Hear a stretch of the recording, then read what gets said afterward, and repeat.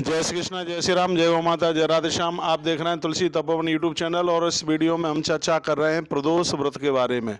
अब के बार प्रदोष कब का है और टाइमिंग्स क्या है ये आप सुन लीजिए। सबसे पहले तो मैं ये निवेदन कर दूं, भगवान महादेव के व्रत में प्रदोष व्रत से बड़ा कोई भी व्रत नहीं है। एक वर्ष तक तुम संपूर्ण सोमवारों का व्रत करते हो, उससे जितने फल की प्राप्ति होती है उतना फल एक प्रदोष व्रत करने से प्राप्त हो जाता है। प्रदोष का व्रत करने से जन्म पत्री के कुंडली के सिगरे कुयोग समाप्त हो जाते हैं, चाहे वो मंगलिक दोष हो, चाहे वो काल सर्प दोष हो और चाहे वो चांडाल दोष हो, कोई भी हो। प्रदोष का व्रत अपने आप में इतना बड़ा प्रभावशाली है। प्रदोष के समय पर शाम के समय भगवान महादेव को काले तिल चढ़ाने से लोगों का आयुष बढ़ता है, उनकी उम्र बढ़ती है, घर के कलह समाप्त हो जाते हैं। भगवान को गन्ने के रस से खीर बना करके भगवान शिव को भोग लगाने से प्रदोष काल में तो घर की घोर गरीबी दरिद्रता समाप्त हो जाती है। बाजार में फंसा हुआ पैसा वापस आता है, व्यापार चलता है, बच्चों की उन्नति होती है। ये गन्ने के रस की खीर बनाकर भगवान शंकर को भोग लगाने की इतनी बड़ी महिमा है। प्रदोष के समय में भगवान शंकर को बेलपत्र चढ़ाने की बहुत बड़ी महिमा है। प्रदोष के काल में बेलपत्र की तीनों पत्तियों के ऊपर ओम नमः शिवाय लिख करके भगवान शिव के ऊपर या श्री राम राम लिख करके भगवान महादेव के ऊपर चढ़ाइए। उसका बहुत बड़ा फल है अपने आप में। एक लोटा जल तो चढ़ाई जाते, यदि आप अभिषेक करते हैं तो ये बहुत बड़ी बात हो जाती है।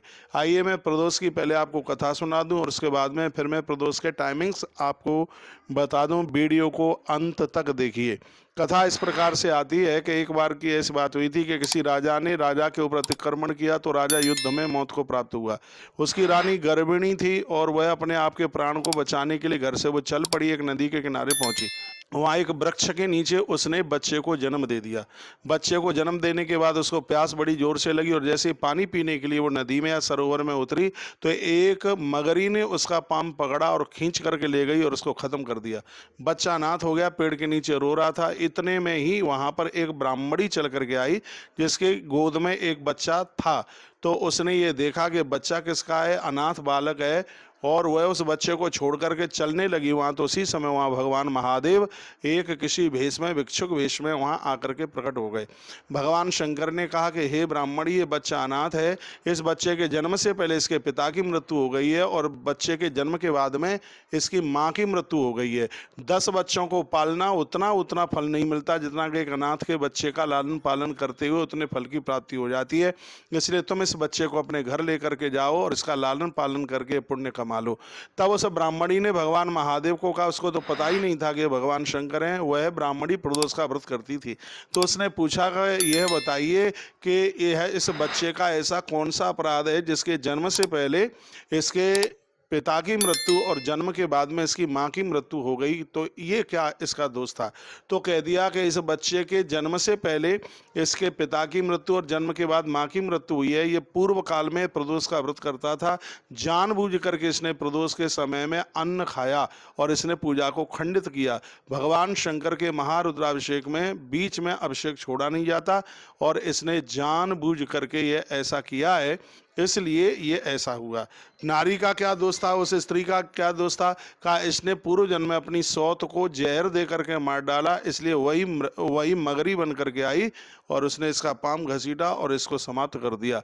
हे ब्राह्मणी, तो इस बच्चे को लेकर के जा और तूने प्रदोष के व्रत किए हैं और उसी के प्रभाव के द्वारा ये तुझे पुण्य प्राप्त हो रहा है। तो उसी समय उस ब्राह्मणी ने कहा, आप कौन हैं, मैं आपको समझना देखना चाहती हूँ। उसी समय भगवान शंकर हाथ में डमरू लेकर के वहीं प्रसन्न होकर के प्रकट हो गए। ब्राह्मणी ने चरणों में वंदन प्रणाम किया। ये प्रदोष का प्रभाव है। और भगवान शिव के आदेश से वह अनाथ बच्चे को लेकर के गई। उसने दोनों बच्चों का लालन पालन किया। राजा का बेटा था, बड़ा हुआ और वह राजकुमार बना। उन्हीं दिनों में उस देश का राजा समाप्त हो गया। तो वहाँ का ये नियम था कि हाथी की सूंड पर माला रख देते थे और जो हाथी किसी के गले में माला डाल दे उसी को राजा के रूप में स्वीकार कर लिया जाता था।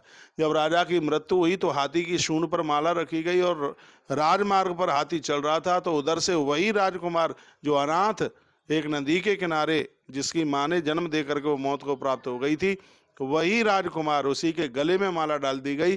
प्रजा ने कहा से आप हमारे राजा हैं, उसको गद्दी मिल गई और उस ब्राह्मणी के बेटे को उसने अपना राज पुरोहित बना लिया। बोलिए शंकर भगवान की जय हो। यह है प्रदोष व्रत की महिमा है कि ब्राह्मणी का बेटा राज पुरोहित बना और वह राजकुमार एक बहुत बड़ा राजा हुआ। अनजान में भी यदि कोई प्रदोष का व्रत कर लेता है उसके संपूर्ण अपराध जल करके राख हो जाते हैं। तो अब के बार बुधवार का प्रदोष पड़ रहा है, यानी 7 तारीख का प्रदोष है। इसके पूजा के टाइमिंग्स हैं शाम को 6:08 से लेकर के और 8:42 तक प्रदोष पूजा का समय है। प्रदोष की पूजा में श्वेत फूल, लाल फूल और पीले फूल भगवान को चढ़ाए जाते हैं। गुड़ का भी भोग लगाया जाता है, सिंगाड़े की लपसी का भोग लगाया जाता है, रस खीर, गन्ने के रस की खीर का भोग लगाया जाता है। तिल जरूर चढ़ाइए, बेलपत्र चढ़ाइए। तो यह प्रदोष बहुत आनंद कर देगा। बुधवार के दिन प्रदोष पड़ता है। यदि कोई माता पिता इस व्रत को करते हैं तो उनकी संतान बुढ़ापे में कभी धोखा नहीं दे सकती, ऐसा लिंग पुराण के अंतर्गत लिखा है। तो यह हमने आपको प्रदोष की कथा सुनाई और आपने बहुत ठीक से इस कथा को सुना, इसलिए आपके लिए बहुत बहुत धन्यवाद वीडियो पूरा सुनने के लिए। और आप अपना ध्यान रखिएगा। फिर मैं आपको फिर कल एक सुंदर सी वीडियो लेकर आपके बीच में उपस्थित होता हूँ। 9 तारीख की मौनी अमावस्या है जिसकी बहुत बड़ी महिमा है। पितर तृप्त हो जाएंगे और वह वीडियो आप जरूर सुनिएगा। बहुत बहुत धन्यवाद। ऐसे हमारे साथ जुड़े रहिए और अपनी सेहत का ध्यान रखिए, अपने आप का ख्याल रखिए, परिवार में मिलजुल करके रहिए तो बैकुंठ ही धरती पर आपके घर में उतर के आ जाएगा। इन्हीं शब्दों के साथ वाणी को विराम और आप सबको प्रणाम।